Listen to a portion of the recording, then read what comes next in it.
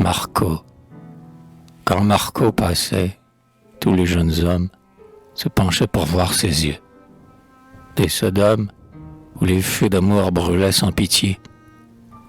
Ta pauvre cahute offra d'amitié. Tout autour dansaient des parfums mystiques, où l'âme, en pleurant, s'anéantissait. Sur ses cheveux roux un charme glissait, ça rebondait d'étranges musiques. Quand Marco passait. Quand Marco chantait, ses mains, sur l'ivoire, évoquaient souvent la profondeur noire des airs primitifs que nul n'a redits. Et sa voix montait dans les paradis, dans la symphonie immense des rêves, et l'enthousiasme alors transportait vers des cieux connus quiconque écoutait ce timbre d'argent qui vibrait sans trêve. Quand Marco chantait.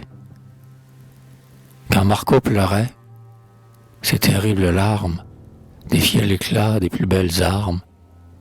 Ses lèvres de sang fonçaient leur carmin, et son désespoir n'avait rien d'humain. Pareil au foyer que l'huile exaspère, son courroux croissait, rouge, et l'on arrêt, dit d'une lionne à l'âpre forêt, communiquant sa terrible colère, quand Marco pleurait. Quand Marco dansait, sa jupe moirée allait et venait comme une marée, et, tel qu'un bambou flexible, son flanc se tordait, faisant saillir son sein blanc. Un éclair partait. Ta jambe de marbre, emphatiquement cynique, haussait ses mates splendeurs, et cela faisait le bruit du vent de la nuit dans un arbre quand Marco dansait. Quand Marco dormait, oh, quel parfum d'ambre et de chair mêlée opprimait la chambre. Sous les draps, la ligne exquise du dos ondulait, et dans l'ombre des rideaux, la laine montait, rythmique et légère.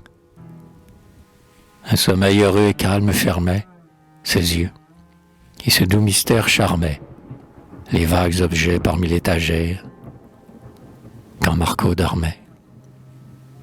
Mais quand elle aimait, des flots de luxure débordaient, ainsi que d'une blessure sort un sang vermeil qui fume et qui bout.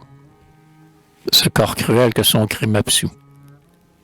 Le torrent rompait les digues de l'âme, noyait la pensée et bouleversait tout sur son passage.